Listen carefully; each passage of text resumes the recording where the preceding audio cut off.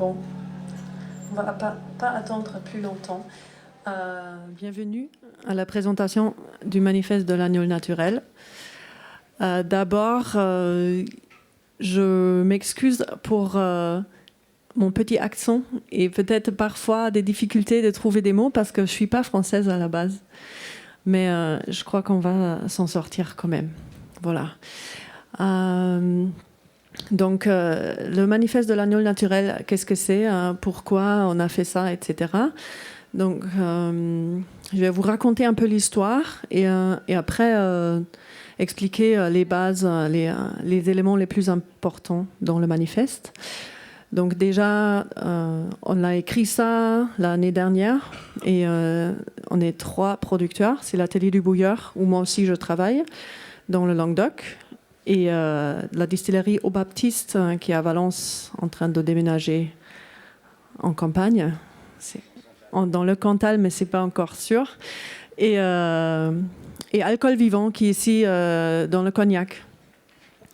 Et en fait, ça commence comme ça que moi, j'étais à Berlin sur un salon un salon de spiritueux artisanaux et qui se veut très strict sur la qualité des produits et des processus. Genre, il faut que ça soit local, régional, traditionnel, dans une vraie production de spiritueux, etc. Et du coup, on trouvait ça intéressant et j'y suis allée. Et j'étais étonnée, on va dire, de tout ce que j'ai trouvé là-bas. Et ça m'a inspirée de dire, mais attends, moi, je ne suis pas dans le même bateau avec des gens qui achètent de l'alcool industriel et qui macèrent quelque chose dedans ou qui rajoutent une aromatique qu'ils achètent aussi quelque part et qui présentent ça comme un spiritueux artisanal. On ne fait pas la même chose. Nous, on distille, on produit notre propre base. Donc déjà là, il y a une confusion. C'est bizarre. Et après aussi une ambiance qui est beaucoup plus sur le marketing que sur la qualité de produit. Et comme nous, on travaille beaucoup avec des vins nature, c'est du vin nature qu'on distille, et on est souvent, comme aujourd'hui, sur des salons de vin nature. On a l'habitude de quelque chose d'autre et aussi de parler de la qualité du produit et de comment les choses sont produites. Et du coup, on a commencé à réfléchir. Parce qu'un spiritueux, comme aime dire David d'Alcool Vivant, attention, c'est un produit agricole. Ça aussi, ça a été cultivé quelque part, ça a été fermenté pour après être distillé. Donc, il faut se poser la question, où et comment est-ce que ça a été cultivé, dans quelles conditions, quelle qualité. Et il faut se poser la question comment ça a été fermenté, parce qu'on connaît ces questions-là dans le vin nature, qu'il y a plein de produits qu'on peut mettre dedans pour gérer ou contrôler la fermentation. Ben, c'est la même chose pour les mous ou d'autres bases pour les alcools. C'est juste qu'après la fermentation, on distille, mais sinon, voilà, il y a plein de produits qui peuvent être utilisés. Et après, il y a une problématique qui est un peu spéciale dans l'alcool, c'est que c'est la production de grosses industries. Bien sûr, il y a aussi une industrie de vin, mais ça reste que les gens ils vont récolter, ils cultivent leurs trucs. Mais dans l'alcool, en fait, dans les spiritueux, on parle d'un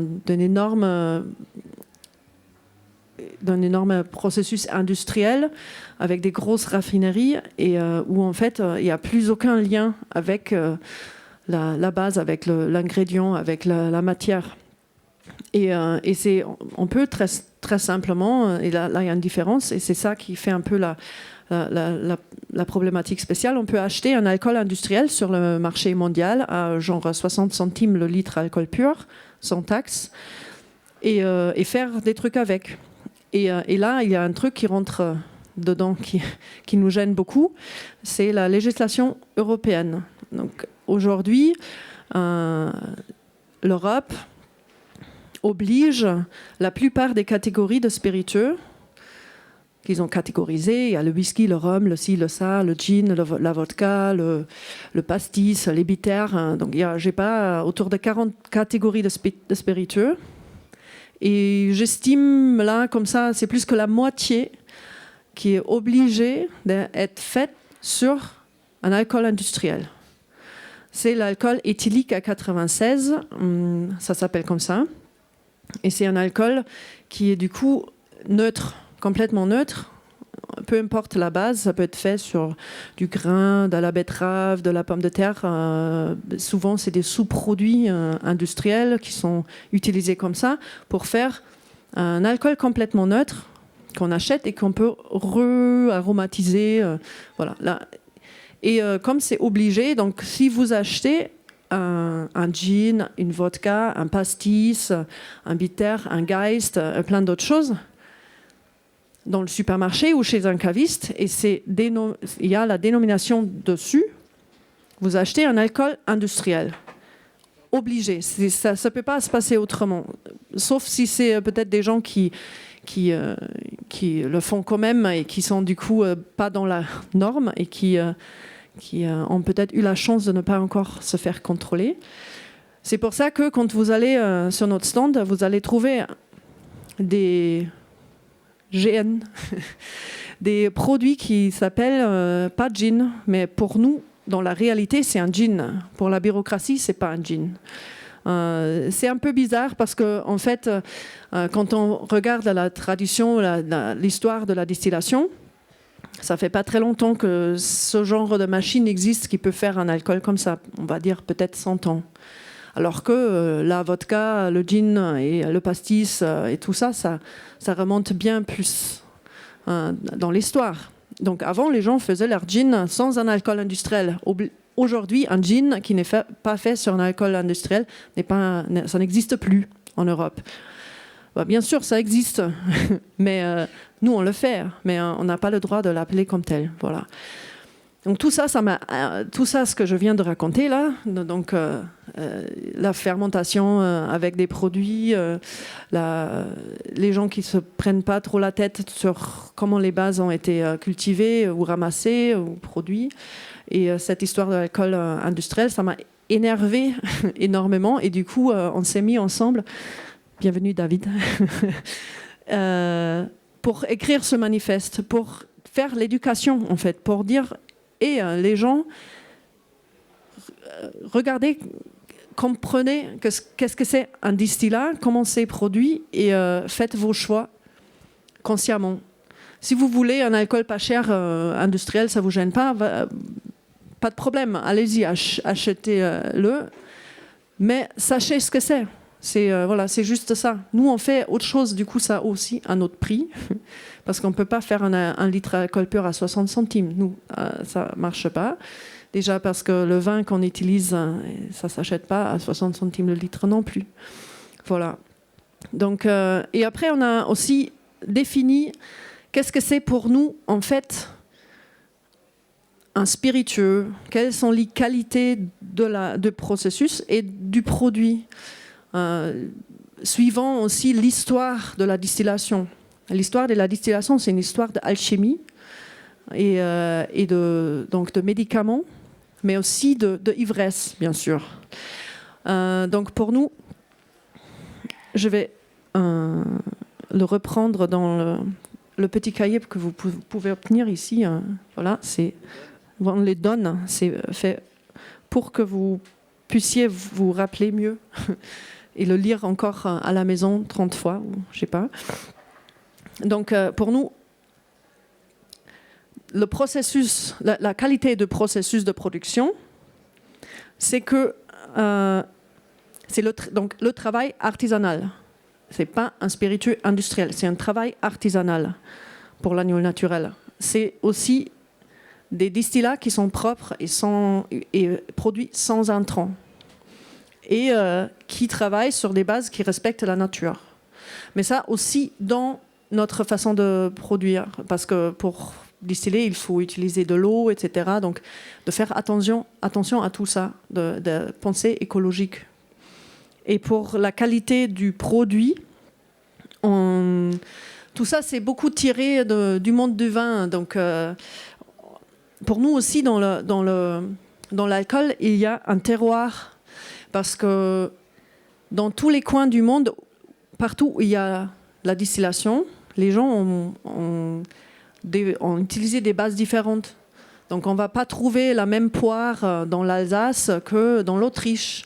On ne va pas trouver le même eau-de-vie de vin ici ou à Fougères. Ça se retrouve, le terroir, la région. La localité s'exprime aussi dans le distillat. Après, on veut bien qu'on ressent cette base. Donc c'est un distillat, c'est un distillat gnôle naturel. Une gnôle naturelle, c'est donc l'expression de ce terroir-là, mais aussi l'expression du fruit, de la plante utilisée, qu'on puisse le ressentir, que ce n'est pas un alcool neutre, on ne retrouve plus du tout qu'est-ce que c'était, mais que ça exprime vraiment son origine et son caractère. Et on connaît ça beaucoup dans le vin nature, la personnalité de distillateur, parce que tous les distillateurs ne travaillent pas pareil, on n'a pas les mêmes machines, on n'a pas les mêmes techniques, pas les mêmes convictions de qu'est-ce que c'est la bonne façon de faire. Et du coup, une gnôle naturelle, elle est différente de chaque distillateur de l'un à l'autre, dans tous les coins et suivant les produits utilisés. Voilà. Et donc ça, c'est les bases, on va dire, les bases pour le processus et pour la qualité du produit. Et après, je voudrais bien, on s'est dit, on fait un manifeste et on essaye de trouver des collègues qui sont un peu dans le même style que nous. Et on leur demande de signer et on va créer un mouvement. Et on a présenté ce manifeste la première fois à Paris en fin de novembre. Et depuis, j'ai présenté à Berlin et on a fait un petit salon à Paris aussi. On va en refaire un cet automne pour rassembler plus du monde, de consommateurs, de collègues professionnels, d'autres distillateurs, de clients professionnels, etc. Et on a défini 12 engagements. Je vais vous les lire pour être plus précise de comment on obtient ces bases-là ou comment on respecte ces bases-là que je viens de définir. Quand on fait donc on fait pas de contrôle, on va pas créer une nouvelle bureaucratie, on est déjà bien écrasé par ce qui existe. On fait confiance aux gens, mais on demande qu'ils soient transparents sur quels éléments ils respectent le manifeste et sur quels éléments ils n'ont peut-être pas encore au point, parce que on ne peut pas tout faire, on est artisan, on n'a pas les moyens de se acheter juste comme ça peut-être quelque chose qu'il faudrait, ou de changer une technique.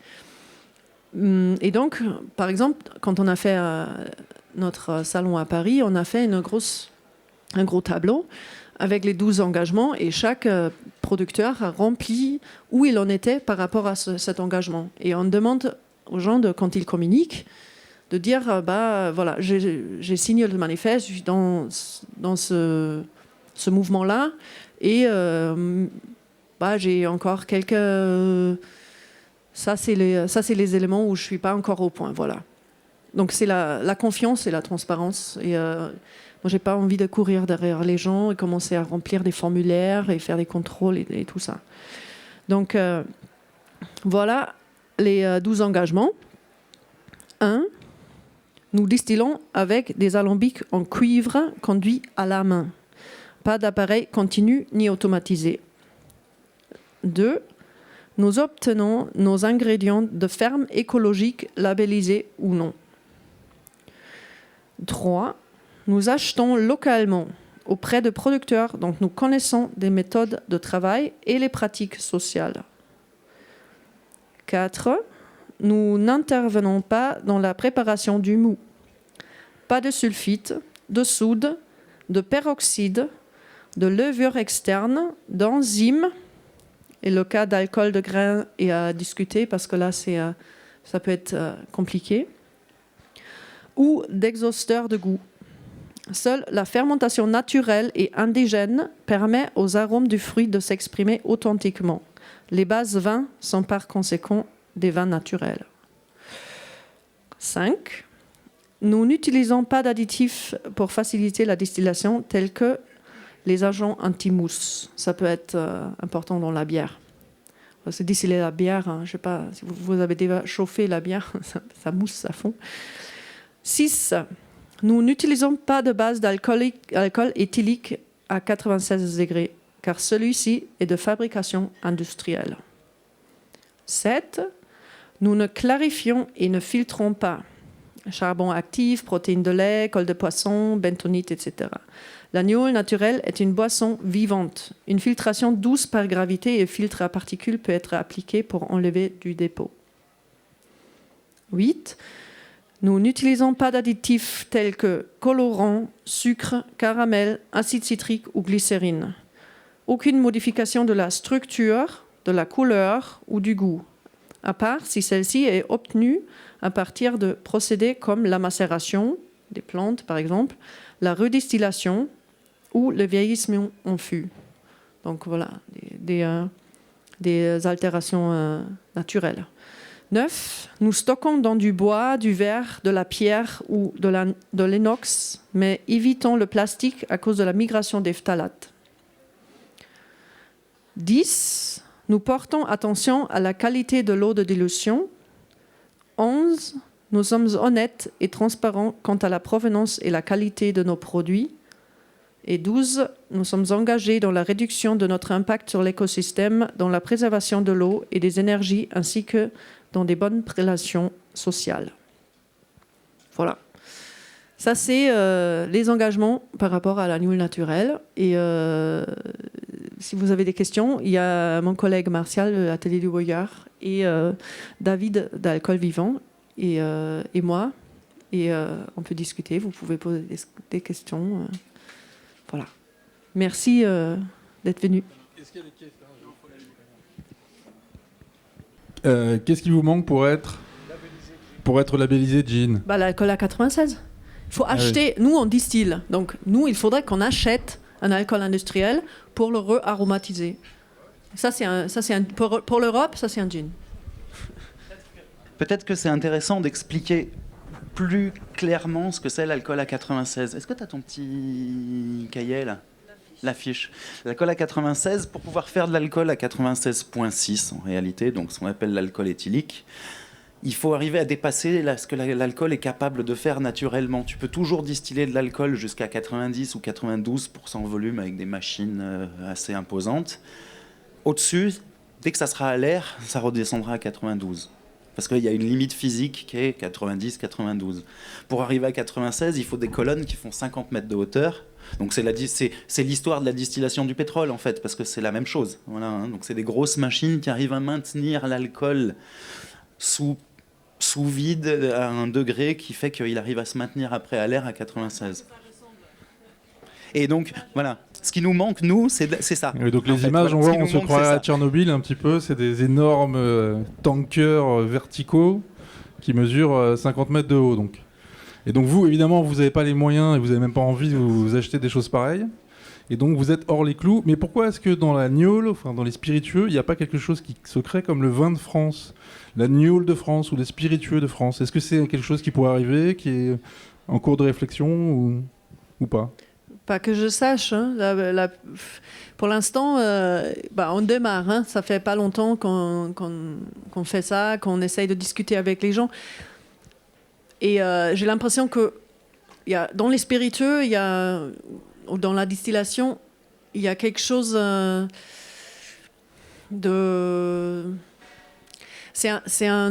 Comment je peux dire ? C'est un artisanat qui a toujours été un peu genre avec une jambe dans la illégalité, tu vois. Donc c'est quelque chose, il n'y a pas beaucoup d'écrits dessus. C'est une tradition très orale et c'est une tradition ultra régionale aussi qui dépasse souvent pas en fait les frontières de langue.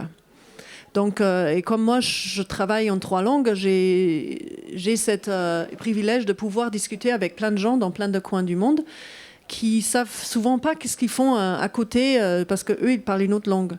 Et par exemple quand j'ai présenté le manifeste à Berlin, il y avait un qui disait la fermentation naturelle, mais ça ne marche pas. J'étais là, mais viens chez moi faire un stage, quoi. Tous les maîtres distillateurs en France que je connais qui travaillent avec des fruits pleins de vignerons de nature, ils vont te montrer comment ça marche, parce que ça marche très bien. Mais en Allemagne, il y a tellement une culture de mettre des enzymes et des levures, etc., qu'ils peuvent même pas imaginer qu'un truc autrement ça pourrait exister. Donc il n'y a pas beaucoup d'échanges, il n'y a pas beaucoup de trucs écrits. On a eu un témoignage de quelqu'un qui travaille à Changin. En Suisse, c'est un grand institut de recherche sur les vins et les spiritueux qui disait le vin, il est recherché à 97%. On sait comment ça marche, la fermentation et tout ça. C'est complètement recherché. On connaît chaque molécule par nom et prénom.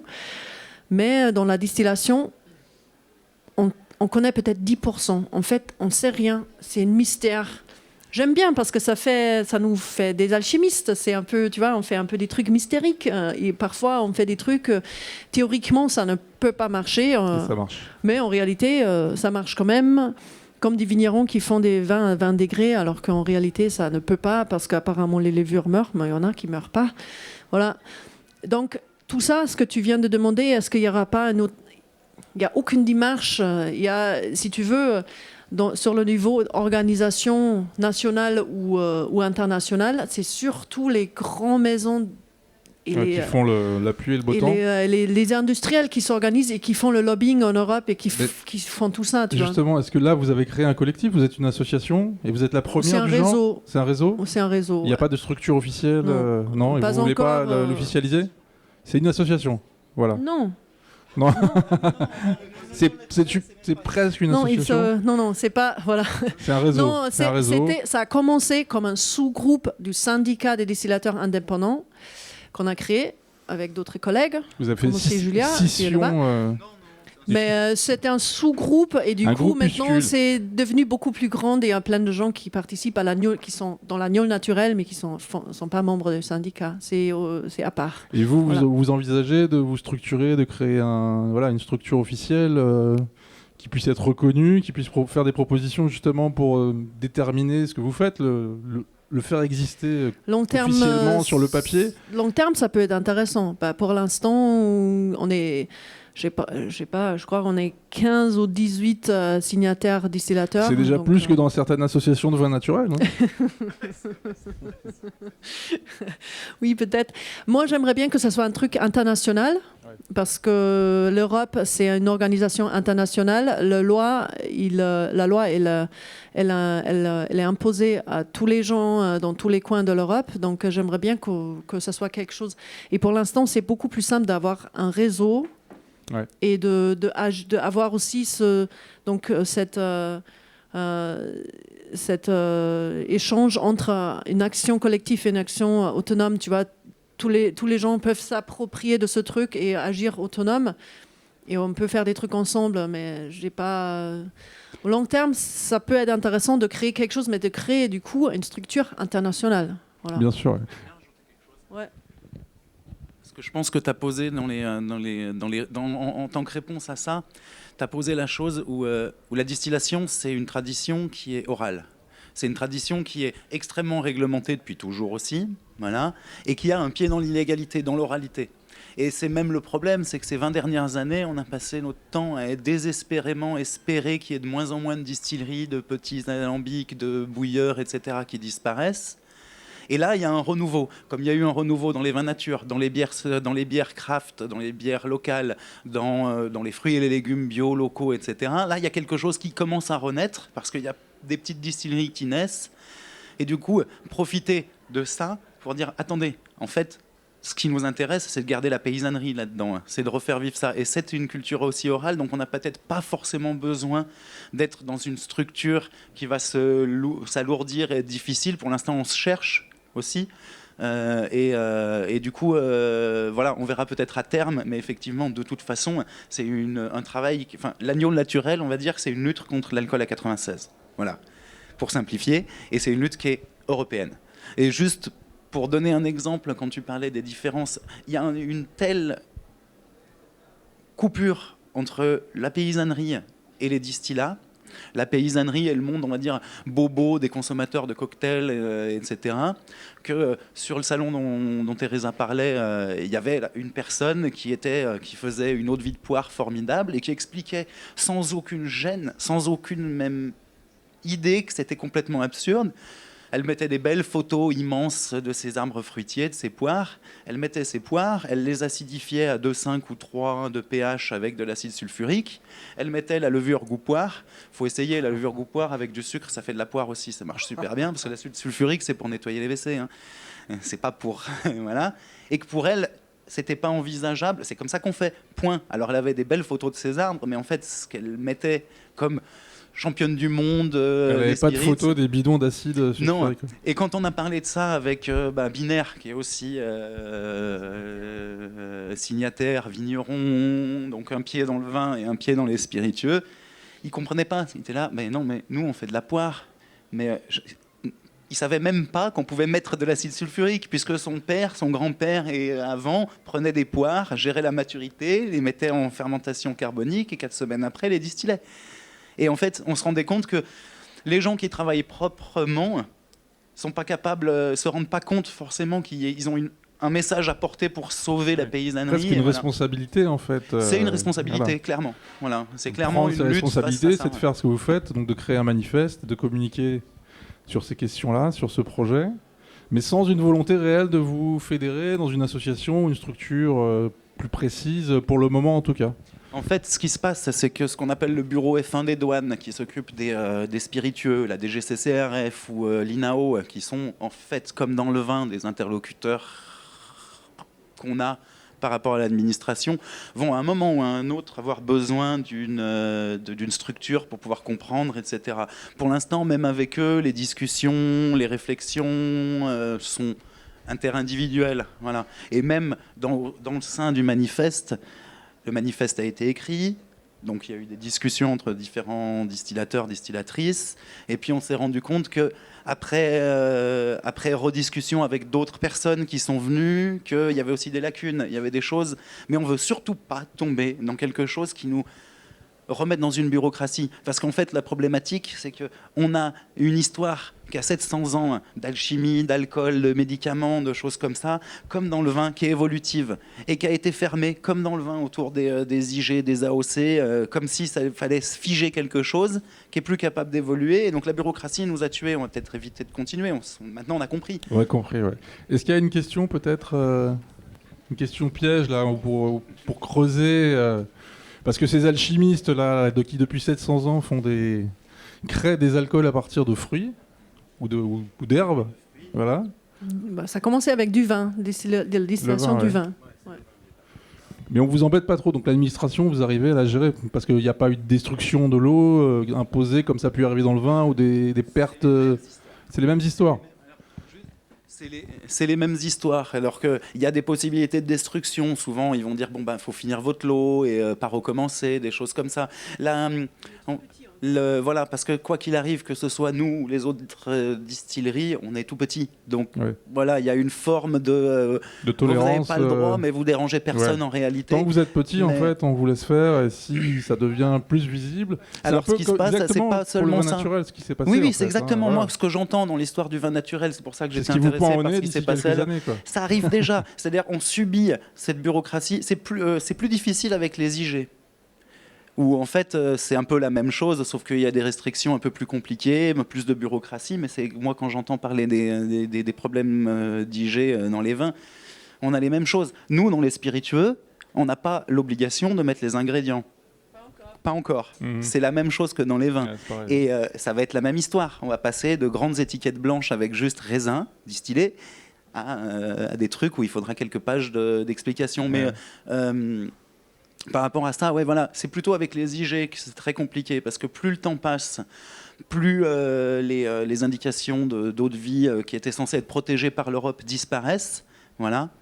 Moi, je suis le dernier. Enfin, nous, on est les derniers distillateurs de Faugère, mais on était les derniers distillateurs de Mar du Languedoc, et on a décidé d'arrêter parce qu'en fait, c'est plus possible. C'est plus possible à cause de la bureaucratie. Donc. Voilà. Et pour donner un exemple, je crois que c'était le responsable européen allemand qui disait qu'il Il y a une appellation, enfin il y a un gin par semaine qui naît en Europe, un nouveau gin quelconque sur des bases industrielles. 2 par semaine en Allemagne. Une nouvelle marque, tu veux dire ? De nouvelles marques. Ah, d'accord. Par contre, il y a une appellation par mois qui disparaît. Ok. Donc une histoire des paysans. Bien sûr, ouais. Voilà.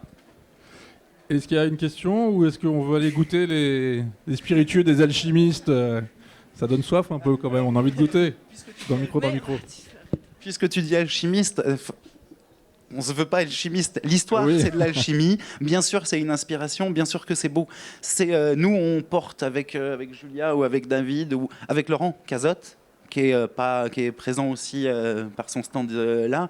On porte une histoire paysanne, une histoire qui est d'alchimie, mais on est au 21e siècle. Chimistes, ouais. On est au 21e siècle, voilà.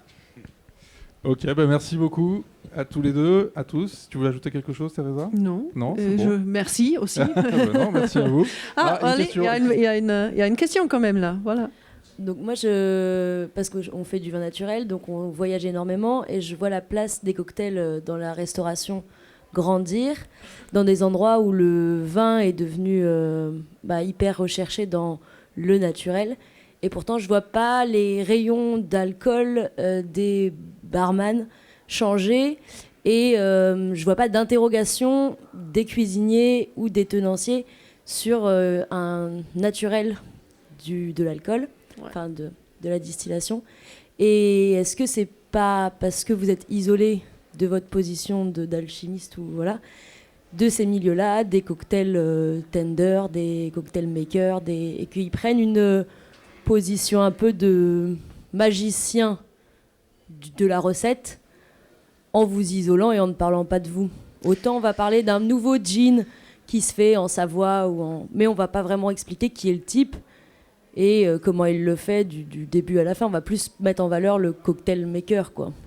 C'est une problématique très spécifique des spiritueux que le marketing, le packaging, c'est super important. Donc déjà, ils vont beaucoup plus chercher le produit qui brille que se poser la question comment ça a été fait. Ça fait partie des raisons pourquoi on a créé le manifeste, parce qu'en fait, tous ces barman là et les restaurateurs dont tu parles, ils se sont jamais vraiment posé la question comment un spiritueux est produit. Et c'est pour ça que David, il aime dire attention, c'est un produit agricole.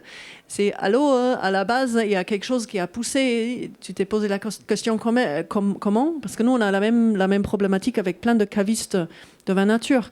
On est beaucoup dans les caves à vin nature. Tu regardes, ils ont des super vins. Et tu regardes les spiritueux et tu es là, mais attends, mais ça, c'est... Ouais, voilà.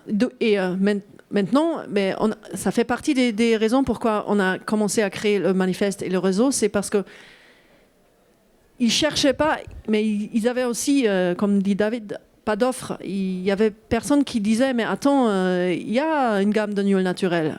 Mais maintenant, il n'y a plus d'excuses, hein, ça existe. Il y a du rhum au whisky, de la fine à l'eau de vie de fruits, de gin à la vodka. Il y a de tout. Il n'y a plus d'excuses d'avoir des trucs industriels. Mais pour se poser la question, il faut déjà avoir une idée qu'est-ce que c'est la distillation, comment ça marche. Et après, nous, on est petits, on est tous des petits producteurs. Et on n'a pas les moyens pour se payer du super marketing. Et dans les spiritueux, ça c'est tout. Le marketing, c'est incroyable. La distribution aussi, oui. Et c'est un monde très urbain.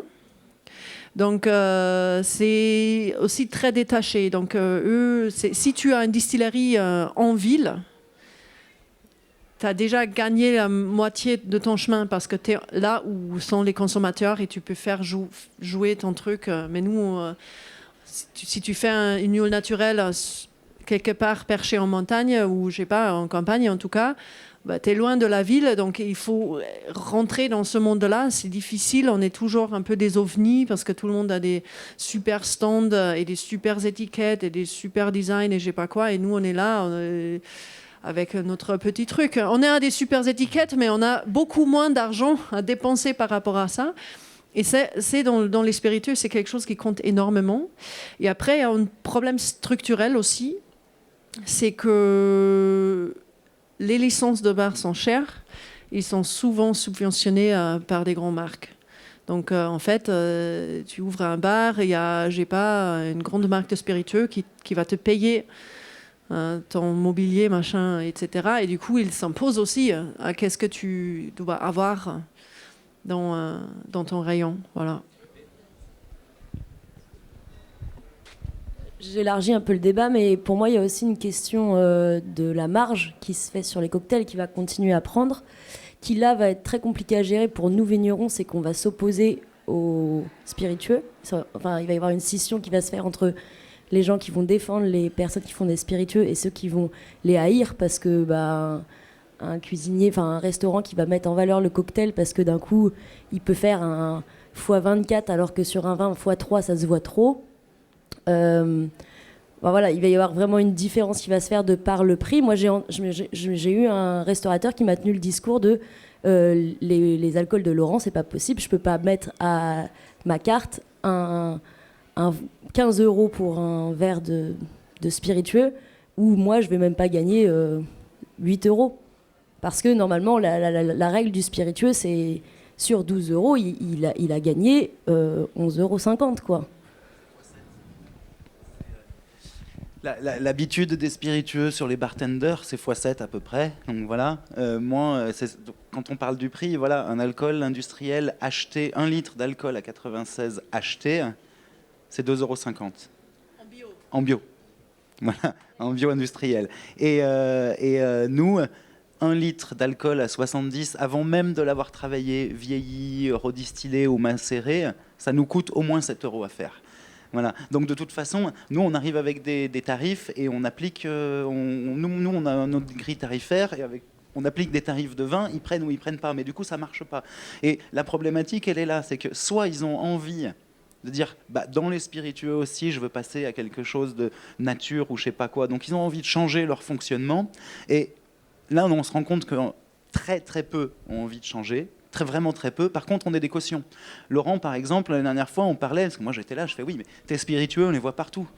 Berlin, Londres, Paris, on en voit partout. Mais elles prennent la poussière. Ils se prennent la poussière. Elles sont là parce que c'est bien. Alors on parle de Laurent Cazot, évidemment, c'est parce que c'est trop cher, c'est ça ? C'est parce que c'est trop cher. Bien sûr. Et c'est pas possible autrement. Et vraiment, moi, j'étais là, je fais le jour où l'atelier du bouilleur, on sera à côté de Laurent un peu partout, ça sera bien, etc. Donc mais non, voilà, c'est ça. Et Laurent rigolait en disant, non, mais moi, ce que je veux, c'est que mes bouteilles arrêtent de prendre la poussière. Enfin, moi, je lui disais, voilà. Et en fait, on a cette problématique-là systématiquement. Une bouteille de Marie Brizard qu'ils achètent à 8 € à métro, facilement, en allant acheter leur citron à la con et tout ça, et qui vont revendre à 150 € ou 200 € au verre, voilà, point barre. On ne peut pas faire le poids.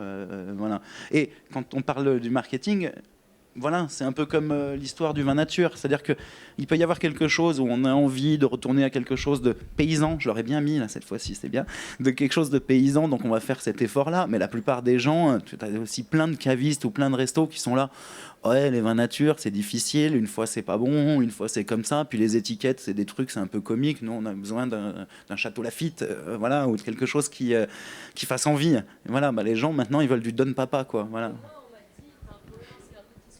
Attends, il te faut un micro. J'ai fait une dégustation à l'Arpège, donc c'est quand même. On m'a dit que nos vins n'étaient pas assez chers pour être présents là-bas parce qu'ils peuvent pas faire suffisamment de marge. Si on vend 12 € hors taxe la bouteille, s'ils vont la mettre à 150 sur la carte, ça va se voir. Et on n'est pas assez cher à Bourgueil pour être présent sur une carte d'un grand restaurant. C'est n'importe quoi, mais voilà, il y a peut-être un marché aussi pour vous qui n'est pas celui-ci.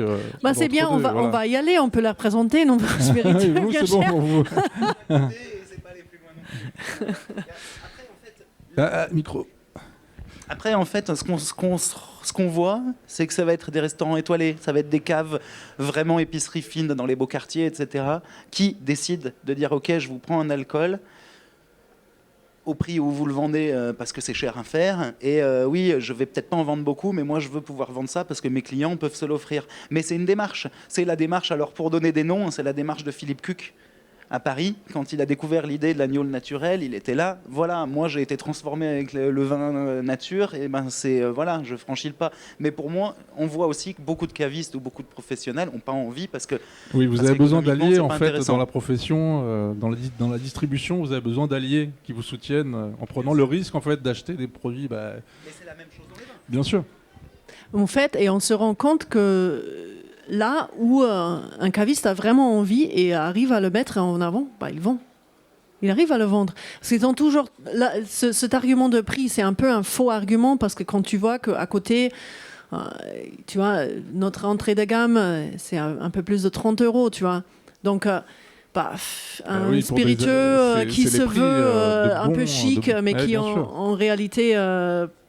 pas vraiment, les gens s'achètent une bouteille à 35, 39, 40 €. Il n'y a pas de problème.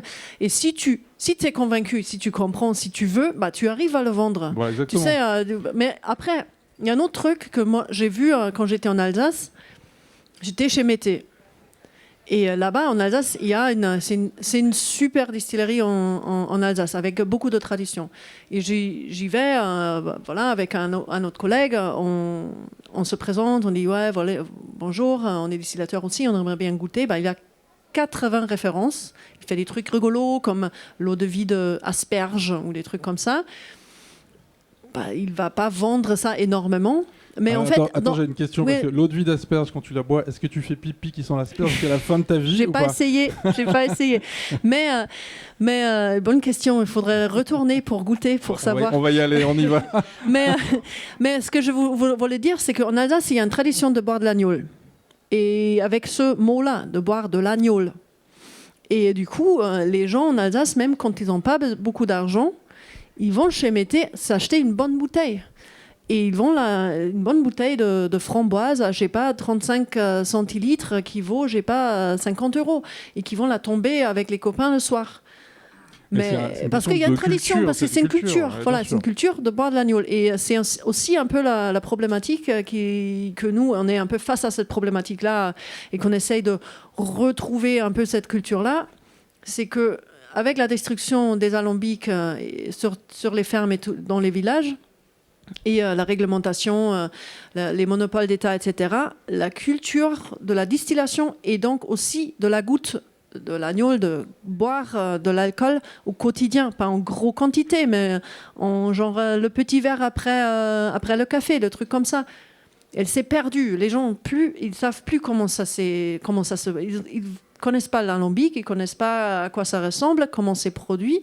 Du coup, qu'est-ce que c'est qui détermine une bonne qualité, mais aussi comment ça se déguste. Et du coup, en réalité, on peut peut-être être contente qu'il y ait un renouvellement avec le gin, que les gens reprennent un peu le goût de l'agnole. Qui comprennent ce qu'ils sont en train de boire, en fait. Et ça, c'est pour ça qu'il faut éduquer, il faut communiquer, éduquer, il faut distribuer le manifeste et expliquer. Exactement, voilà. Je pense qu'on l'a bien fait, là, ça va faire 1 heure, le temps passe. Anecdote qui simplifie tout. Vas-y, conclue. Dans les spiritueux, on en est encore à boire des étiquettes, à boire ce qu'on nous dit de boire. Dans le vin, ça a commencé vraiment à changer, mais c'est grâce à toi notamment, quoi. C'est par tout ce qui se passe autour du vin nature qu'on s'intéresse à boire ce qu'il y a dedans. Et dans les spiritueux, là, la semaine dernière, j'étais dans une grande épicerie fine qui voulait finalement maintenant nos produits, parce que l'agneau naturel, ça fait des... voilà. Et donc on goûte. Ils sont pas loin de chez nous, et elle avait une très belle collection de whisky japonais. Et moi, je venais de préparer ma commande pour le Japon, et je disais voilà, on en est réduit. Moi, mon produit local, ultra local, je le vends au Japon. Heureusement, sinon je serais mort. Et à côté de ça, ma voisine, elle achète du whisky japonais. Ouais. Voilà. Mais mes produits, elle n'était pas intéressée. Oui, c'est tout à fait la même chose dans le vin d'ailleurs, qui exportent jusqu'à 90% de leur production au Japon, à New York, au Brésil, et qui vendent rien dans un rayon de 10 km. Malgré soi. Voilà. C'est pas ce qu'on veut pas. Mais bon, c'est en train de changer doucement, on peut l'espérer, notamment grâce à vous. Je vous invite à aller au stand, tenir votre stand, pour récupérer le manifeste de l'agneau naturel et de les goûter, évidemment, ces gnôles qui sont en dégustation encore pour plusieurs heures.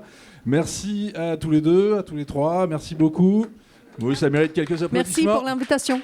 Non, merci d'être là, merci vraiment. Et puis rendez-vous au stand des gnôles naturels, on peut l'appeler comme ça maintenant. Ah ouais, c'est ça. Ça y est, c'est officiel. C'est ça. Merci beaucoup à tous.